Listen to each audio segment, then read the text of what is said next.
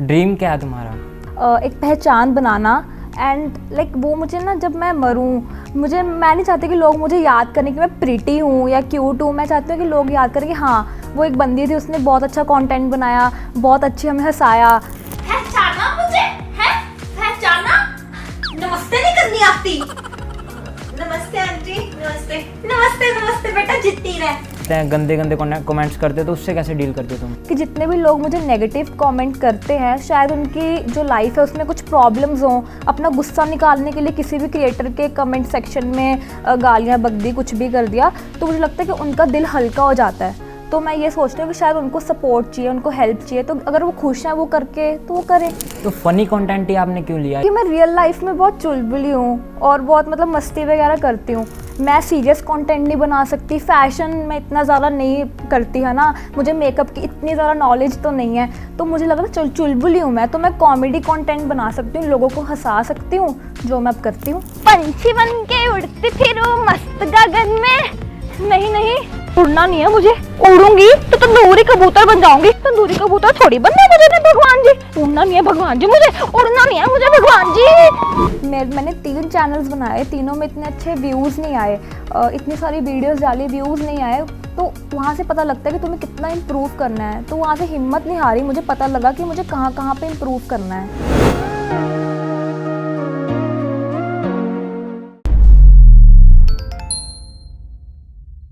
नमस्कार, D5 channel Hindi देख रहे सभी दर्शकों का मैं भी बहुत स्वागत करता हूं। आज हमारे साथ मौजूद है जागृति खुराना, जिसको कि आप YouTube शॉर्ट्स और Instagram रील्स पर अक्सर देख सकते हैं। जागृति खुराना, आपका बहुत बहुत स्वागत है। Thank you so much. पहला मेरा यही क्वेश्चन है कि आप शॉर्ट्स के बारे में, मतलब शॉर्ट्स ही क्यों बनाते हो आप YouTube या Instagram? शॉर्ट्स नहीं, मैं लॉन्ग ही बनाती हूँ। जागृति खुराना मेरा जो ओरिजिनल YouTube पे पेज है, उस पर मैं 12 मिनट्स की लॉन्ग वीडियोस भी डालती हूँ। बट ये है ना कि जैसे शॉर्ट्स हैं वो ज़्यादा चलती हैं, लाइक अगर आप देखोगे लॉन्ग वीडियोस पर अगर 1 मिलियन आएगा तो शॉर्ट्स पे 10 मिलियन, तो वो ज़्यादा दिखती हैं लोगों को, बिकॉज बहुत छोटी होती है ना, इसलिए तो लोगों को लगता है। बट मैं बनाती सब कुछ बराबर ही हूँ। तो कंटेंट कैसे लिखते हो, छोटा कंटेंट और लॉन्ग कंटेंट? अच्छा, कंटेंट में कैसे लिखती हूँ? लोगों से इंस्पायर होके। अब ऐसा है कि जैसे आसपास लोग मिल गए, बहुत ध्यान से ऑब्जर्व करती हूँ। जैसे मैंने आपसे कोई करैक्टर उठा लिया, ठीक है, चश्मिश वाला, तो मैं अगली वीडियो में यूज़ कर लूँगी, ठीक है। तो ऑब्जर्वेशन मेरी पावर है ना, जो वो मैं थोड़ी मतलब ऐसे ऑब्जर्व करती हूँ लोगों को। ड्रीम क्या है तुम्हारा आगे? ड्रीम मेरा है यूट्यूब और इंस्टाग्राम पे ऑब्वियसली एक पहचान बनाना एंड लाइक वो मुझे ना, जब मैं मरूं, मैं नहीं चाहती कि लोग मुझे याद करें कि मैं प्रिटी हूँ या क्यूट हूँ। मैं चाहती हूँ कि लोग याद करें कि हाँ, वो एक बंदी थी, उसने बहुत अच्छा कंटेंट बनाया, बहुत अच्छी हमें हंसाया। बस ये पॉजिटिविटी फैलाऊँ। तुम्हारा कंटेंट ज़्यादा वायरल होता है, तो कभी ऑफर्स वगैरह आए हैं फिल्म्स के, बॉलीवुड या फिर बॉलीवुड के? मुझे सॉन्ग्स के ऑफ़र्स आए हैं, बॉलीवुड से भी ऑफ़र्स आए हैं थोड़े बहुत रोल्स के, but I don't want to do it, क्योंकि मुझे लगता है कि अभी मुझे यूट्यूब पे, इंस्टाग्राम पे जो मैं अभी कर रही हूँ, मुझे उस पर ज़्यादा फोकस करना चाहिए, क्योंकि वो चीज़ें भी डेडिकेटेड टाइम मांगती हैं और इतना टाइम मैं अभी दे नहीं सकती, क्योंकि जस्टिस नहीं होगा ना मुझे अपने काम के लिए। तो मैं अपना काम अभी कर रही हूँ। तुम्हारी सबसे ज़्यादा बड़ी जो वायरल गई है रील, वो कितने व्यूज़ थे उसके? जो रील वायरल गई है उसके सबसे ज़्यादा व्यूज़ थे 30 मिलियन, और जो शॉर्ट्स वायरल गई हैं उसके थे मे बी 3 करोड़ व्यूज़ थे उस पर। क्या था वो कंटेंट, क्या था मतलब? कंटेंट 30 मिलियन वाला ये था कि एक advertisement versus like periods, advertisement में जो दिखाते हैं लड़कियां वर्सेस रियल कि पीरियड्स में कैसा दर्द होता है, वो दोनों कैसे होते हैं वो। और शॉर्ट्स पे ये वायरल गया था कि हस्बैंड वाइफ की जो एक्सपेक्टेशंस और रियलिटी बनाई थी मैंने, वो वायरल गई थी। तो फनी कंटेंट ही आपने क्यों लिया या रियलिटी कंटेंट क्यों लिया? क्योंकि लोग अक्सर अलग अलग कंटेंट लेते हैं, तो तुमने ये कंटेंट, सच ऐसा कंटेंट क्यों लिया? क्योंकि मैं रियल लाइफ में बहुत चुलबुली हूँ और बहुत मतलब मस्ती वगैरह करती हूँ, तो मुझे लगा कि सबसे ज़्यादा मैं क्या कर सकती हूँ। मैं सीरियस कंटेंट नहीं बना सकती, फैशन में इतना ज़्यादा नहीं करती है ना, मुझे मेकअप की इतनी ज़्यादा नॉलेज तो नहीं है, तो मुझे लगा चुलबुली हूँ मैं, तो मैं कॉमेडी कंटेंट बना सकती हूँ, लोगों को हंसा सकती हूँ, जो मैं अब करती हूँ। तुम्हारे को जब तुमने ये शुरू किया तो डीमोटिवेशन भी बहुत आई होगी, तो उससे तुमने कैसे डील किया? डीमोटिवेशन ऐसा नहीं कि डीमोटिवेशन आसपास मेरे जो लोग थे वो बहुत पॉजिटिव थे। मेरे भाई बहन हो गए, मेरे पेरेंट्स बहुत सपोर्टिव थे। तो आसपास मैंने उन्हीं लोगों को रखा जो मुझे मोटिवेट करें और वीडियोस बनाने के लिए। तो और जितना भी मान लो मेरे दिल में कुछ है तो मैं जाके अपनी सिस्टर को बताती थी या अपनी बेस्ट फ्रेंड को बताती थी, वो मुझे और मोटिवेट करते थे। बस अपने पास आसपास ऐसे लोगों को रखो जो आपको बहुत मोटिवेट करें। तुम्हारा कोई इंस्पिरेशन? मेरा कोई इंस्पिरेशन तो नहीं है। लाइक आए दिन जैसे मैं कहा ना कि जैसे मैंने कहा ना कि ऑब्जर्वेशन, बस मैं ऑब्जर्व करती हूँ लोगों को, वही मेरे इंस्पिरेशन बन जाते हैं। जैसे कि एक आर्टिस्ट के लिए एक आर्ट होती है, वो उसकी इंस्पिरेशन होती है। ट्री एक इंस्पिरेशन है, मेरे लिए लोग इंस्पिरेशन है। तुम्हारा कोई ऐसा फ़ैन मोमेंट जब तुम बहुत ज़्यादा खुश हुई हो कि किसी फ़ैन ने तुमको कुछ कहा हो या ऐसा कुछ हुआ हो? अभी इंटरव्यू देने से पहले ही मेरे घर के बाहर एक लड़की आई हुई थी और शी वॉज लाइक कि मुझे फ़ोटो खिंचानी है, दीदी के साथ फ़ोटो खिंचानी है। मेरे ब्रदर ने कहा भी कि वो घर पर नहीं है, तो पर उसने कहा कि मुझे पता है वो घर पर है। शी स्टार्टेड क्राइंग कि मुझे तो फ़ोटो खिंचानी है उनके साथ। तो अभी इंटरव्यू देने से पहले ही मैं उससे फ़ोटो खिंचवा के आई हूँ। तो मुझे बहुत खुशी हुई कि लोग के लाइफ में मैं इतनी ज़्यादा इंपॉर्टेंस रखती हूँ। हाँ, लोग मुझे याद करते हैं। तुम्हारी लाइफ का सबसे बेकार मोमेंट जिसको तुम भुलाना चाहती हो अपनी लाइफ से? भुलाना तो मैं कुछ भी नहीं चाहती, बिकॉज जो मैं आज हूँ वो सिर्फ़ और सिर्फ जो मेरी पिछली लाइफ है, जो भी मैंने आज तक किया है उसी की वजह से हूँ। तो भुलाना तो मैं कुछ नहीं चाहती। बट हाँ, एक वर्स्ट मोमेंट ऐसे था, जैसे मेरी सिस्टर एक ट्रैवल एंड फूड व्लॉगर हैं, तो उनका साथ देने के लिए मैं फ़र्स्ट व्लॉग बनाने गई थी अमृतसर में। तो अमृतसर में ट्रैवल व्लॉग बनाना था और मेरी तबीयत भी ख़राब थी। बट जैसे हम वहाँ पे पहुँचे और शूट करना स्टार्ट किया, बारिश पड़ी, बहुत तेज़ बारिश थी और उसने हमने शूट किया। मेरी तबीयत और ज़्यादा ख़राब हो गई, बट हमने शूट को जारी रखा।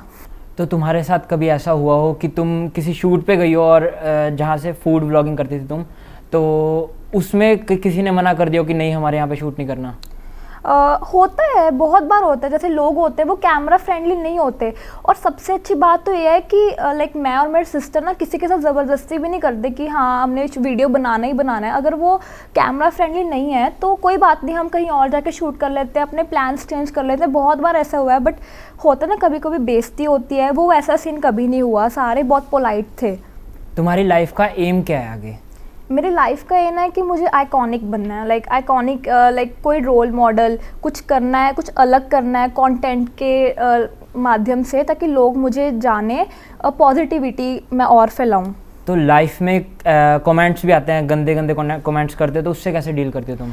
उससे मैं ऐसे डील करती हूँ, सबसे पहले तो जैसे 90% मुझे कमेंट्स आते हैं वो हमेशा अच्छे ही होते हैं और 10% जो कमेंट्स होते हैं वो नेगेटिव होते हैं। और हर एक के लाइफ में, हर एक कंटेंट क्रिएटर जो होता है, ऐसे नेगेटिव कमेंट्स तो आते ही आते हैं। तो मैंने एक माइंडसेट बना लिया है कि जितने भी लोग मुझे नेगेटिव कमेंट करते हैं, शायद उनकी जो लाइफ है उसमें कुछ प्रॉब्लम्स हों, अपना गुस्सा निकालने के लिए किसी भी क्रिएटर के कमेंट सेक्शन में गालियाँ बक दी, कुछ भी कर दिया, तो मुझे लगता है कि उनका दिल हल्का हो जाता है। तो मैं ये सोचती हूँ कि शायद उनको सपोर्ट चाहिए, उनको हेल्प चाहिए, तो अगर वो खुश हैं वो करके तो वो करें। कभी ऐसा हुआ हो कंटेंट तुम लिख रही हो और तुम्हारा मन नहीं हो लिखने का, तो भी तुम लिखती हो या फिर मतलब छोड़ देते हो? नहीं, बहुत बार होता है ऐसे कि कंटेंट मैं लिखती हूँ, कभी कभी एक स्टोरी को मैं 1 घंटा लगाती हूँ लिखने के लिए, कभी कभी 4 दिन लग जाते हैं, फिर भी नहीं लिख पाती मैं स्टोरी। ऐसे बहुत बार हुआ है। बट मैं अपने आप को ज़बरदस्ती पुश नहीं करती हूँ लिखने के लिए। कभी कभी होता है कि जैसे ब्रांड्स की कोई डेडलाइन आ गई, करना पड़ता है, तो मैं बैकअप में 3-4 स्टोरीज ऐसे लिख रखी हुई हैं मैंने कि हाँ मैं शूट कर सकती हूँ। बट मैं अपने आप को ज़बरदस्ती काम नहीं करवाती। तुम खुद लिखती हो सारी कंटेंट? हाँ, मैं कंटेंट अपना खुद लिखती हूँ। जो एसेंस है मेरा, वो मेरा अगर जब तक मैं लिखूंगी नहीं तब तक वो आएगा नहीं, तो मैं खुद लिखती हूँ। अभी स्टडी में क्या कर रही हो तुम फिलहाल? मैं डिजिटल मार्केटिंग का कोर्स कर रही हूँ। +2 मैंने पास की, उसके बाद डिजिटल मार्केटिंग का कोर्स, क्योंकि मैं चाहती हूँ कि मैं जितना इन्फ्लुएंसर मार्केटिंग के बारे में और जानूँ, अपने फील्ड के बारे में और डेप्थ में, ताकि मैं और अच्छा परफॉर्म कर सकूँ। हमारे दर्शकों को कोई राय देना चाहोगे तुम? हाँ, मैं ये कहना चाहती हूँ कि जहाँ पे भी हो, जैसे भी हो, अगर आप अपने ड्रीम्स को पहचानो और फ्रॉम दिस मोमेंट स्टार्ट कर दो उस पर काम करना, बिकॉज टाइम गुजर रहा है और आपको नहीं पता कि अगले मोमेंट पे क्या हो, कैसे हो। तो अभी से स्टार्ट कर दो अपने ड्रीम्स को अचीव करना और कोशिश करना।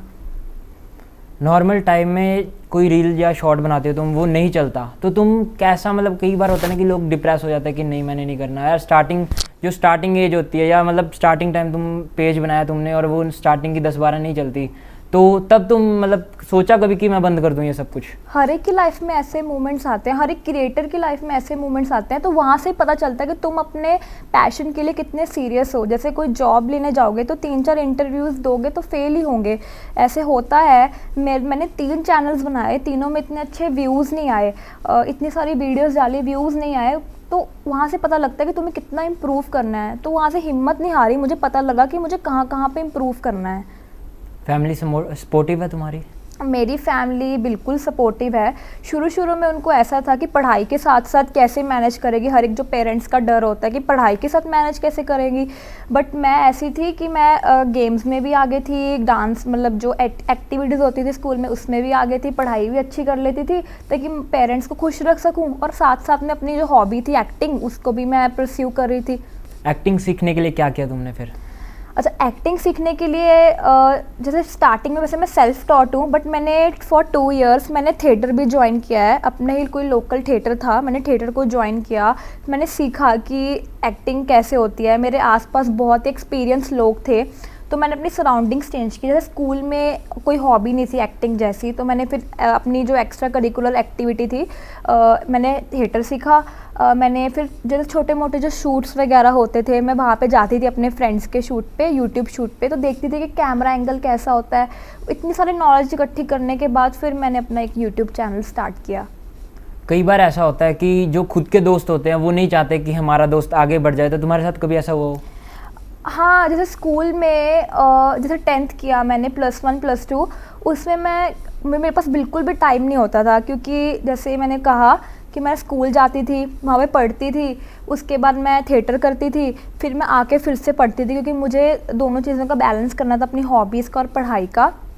तो जैसे हर एक लाइफ में होता है, फ्रेंड्स के फ़ोन आना, 1-1 2-2 घंटे बात करते थे, तो मैं वो कर नहीं पाती थी। तो कहीं ना कहीं पे ना जो मेरे फ्रेंड्स थे वो भी मुझसे कम बातचीत करना बंद कर गए, क्योंकि मैं बिज़ी हो गई। उनको लगा कि ये तो वो बिज़ी ही रहती है, इससे क्या बात करें, तो वैसे करके। बट मैंने चलो ठीक है कि जब टाइम आएगा ना मैं उन सबको सॉरी कह के उनको वापस से मना लूँगी, बट अभी मेरे को काम पे फोकस करना पड़ेगा, क्योंकि वही एक सहारा था।